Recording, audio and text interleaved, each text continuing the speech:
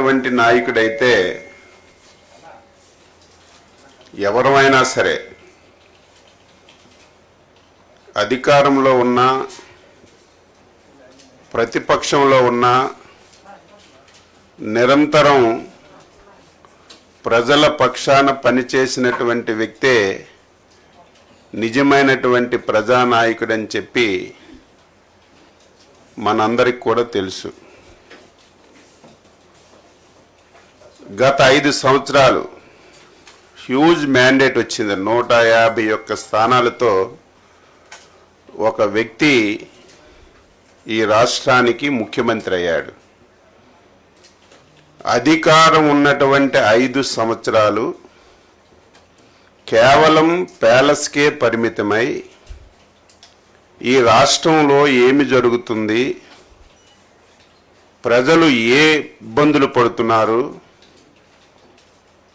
అటు పత్రికలు కానీ మీడియా కానీ ప్రతిపక్షాలు కానీ ఎంత గోచించినా సరే ఒక్కరోజు కూడా వెళ్ళి చూసినటువంటి సందర్భాలు లేనటువంటి నాయకుడు. ఇటువంటి నాయకుడు ఈ రాష్ట్రంలో ఉండకూడదు, ఇటువంటి వ్యక్తి అసలు రాజకీయాలకే పనికిరాడు అని చెప్పి 5 కోట్ల మంది తెలుగు ప్రజలు మొన్న జరిగినటువంటి ఎన్నికల్లో చిత్తుగా ఓడించి ఇంటికి పంపించిన విషయాన్ని ఒక్కసారి గుర్తు చేస్తున్నాను. గెలుపు ఓటములు సహజం, ఒక రాజకీయ పార్టీకైనా ఒక వ్యక్తికైనా సహజం. ఎవరమైనా సరే ఓడిపోయేటప్పుడు ఎందుకు ఓడిపోయాం, కారణాలు ఏమిటని అన్వేషించుకొని ముందుకెళ్ళాలి.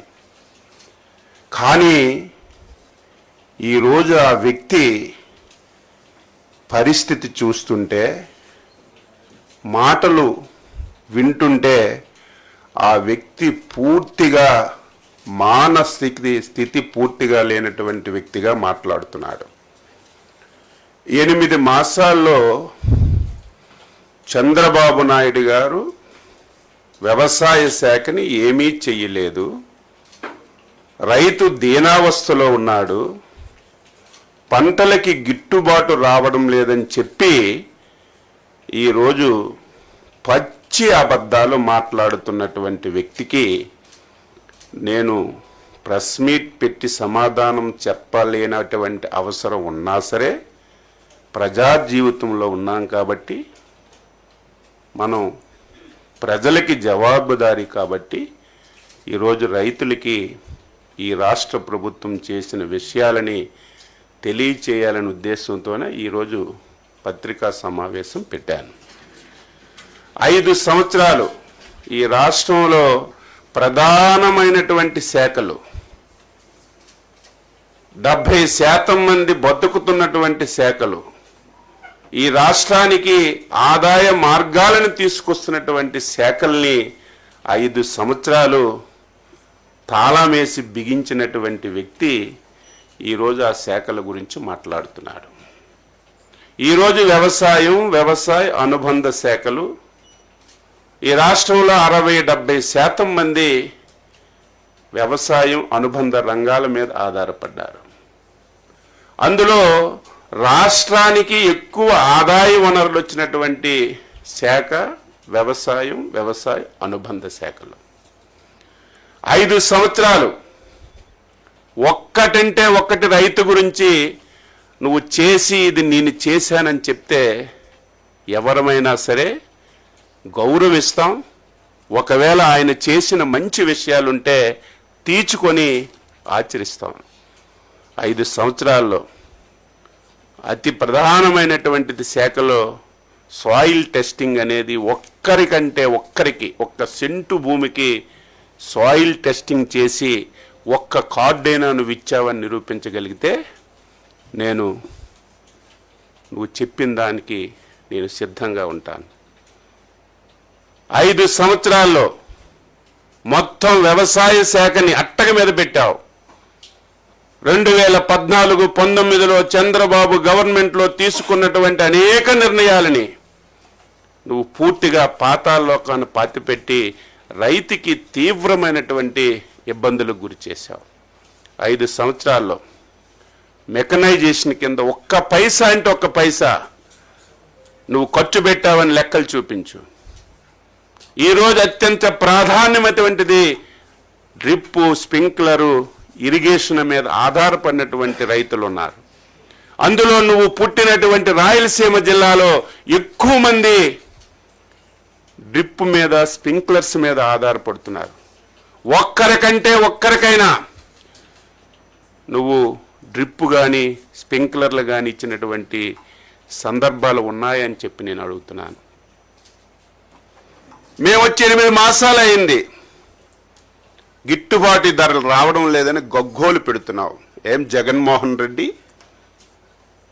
ఈరోజు ప్రధానమైనటువంటి పంట ప్యాడీ, రైస్. నువ్వు రైతు దగ్గర ధాన్యం ఎప్పుడైనా కొన్నావా అని అడుగుతున్నాను. కొన్న తర్వాత నెలల తరబడి రైతుకు ఒక పైసా ఇచ్చావని చెప్పి నేను అడుగుతున్నాను, ఛాలెంజ్ చేస్తున్నాను. మేము అధికారం వచ్చిన నాటికి 1600 కోట్లు ధాన్యం కొన్నటువంటి రైతులకు నువ్వు బకాయి ఉంటే, ఆర్థికంగా సమస్యలున్నా ఇబ్బందులున్నా రైతే మనకి ప్రాధాన్యతని 1600 కోట్లు నువ్వు పెట్టినటువంటి బకాయిలు తీర్చినటువంటి ప్రభుత్వం ఈ ప్రభుత్వం కాదని నువ్వు చెప్పగలవని అడుగుతున్నా. ఈ సంవత్సరం ఖరీఫ్లో ధాన్యం కొన్నటువంటి 2 గంటల్లోనే రైతుకు డబ్బులు ఇచ్చి ఆదుకున్నది మా ప్రభుత్వం కాదో అవునో నువ్వే సమాధానం చెప్పాలి. ఈరోజు ఏ పంటకి ఇబ్బంది వచ్చినా, మొన్న కందులకి ఇబ్బంది వస్తే నాఫెడ్ని దించుకున్నాం. టమాటా ధర తగ్గిపోతే మార్కెట్ కమిటీల ద్వారా ఒక రేట్ ఫిక్సేషన్ చేసి టమాటాలు కొని మార్కెట్ యార్డుల ద్వారా, రైతు బజార్ల ద్వారా అమ్మక చేశాం. ఇవన్నీ ఈ 8 మాసాల్లో ఎరువులు ఎక్కడైనా సరే లేవని చెప్పి ఎవరైనా చెప్పారా? బఫర్ స్టాక్స్ పెట్టాం. ప్రకృతి విపత్తులు నువ్వెప్పుడైనా ఇన్సూరెన్స్ కానీ ఇన్పుట్ సబ్సిడీ కానీ ఇచ్చిన దాఖలాలు ఉన్నాయా? మేము అధికారం వచ్చిన తర్వాత 5 సార్లు సైక్లోన్లు వచ్చాయి, తుఫాన్లు వచ్చాయి. వెంటనే ఎన్యూమరేషన్ చేసి ఈస్ట్ వెస్ట్ గోదావరికి వస్తే 34 కోట్లు ఇచ్చాం. ఈరోజు కృష్ణా జిల్లాలో వరదలు వస్తే 20 రోజుల్లో ఎన్యూమరేషన్ చేసి రైతుకి, కౌలు రైతుకి డబ్బులు ఇచ్చింది మా ప్రభుత్వం కాదో ఒక్కసారి నువ్వు చెప్పమని చెప్పి ఈ సందర్భంగా కోరుతున్నాను. ఈరోజు గుంటూరు మిర్చి యార్డ్ దగ్గరికి వెళ్ళావు. అబద్ధాలంటే అబద్ధాలు. అసలు ఎవడైనా నవ్వుకుంటాడని కూడా చూడకుండా ఇప్పుడే ఆకాశం నుంచి వచ్చినటువంటి వ్యక్తిగా మాట్లాడుతున్నావు. జగన్మోహన్ రెడ్డి, మాకంటే ముందు 5 సంవత్సరాలు ఈ రాష్ట్రానికి నువ్వు ముఖ్యమంత్రి. గుంటూరు మిర్చి యార్డ్ ఇప్పుడే పుట్టలేదు, నువ్వు ముఖ్యమంత్రి ఉన్నప్పుడు పుట్టింది. అంతకుముందు చంద్రబాబు నాయుడు గారు ముఖ్యమంత్రిగా ఉన్నప్పుడు కూడా గుంటూరు మిర్చి యార్డ్ ఉంది.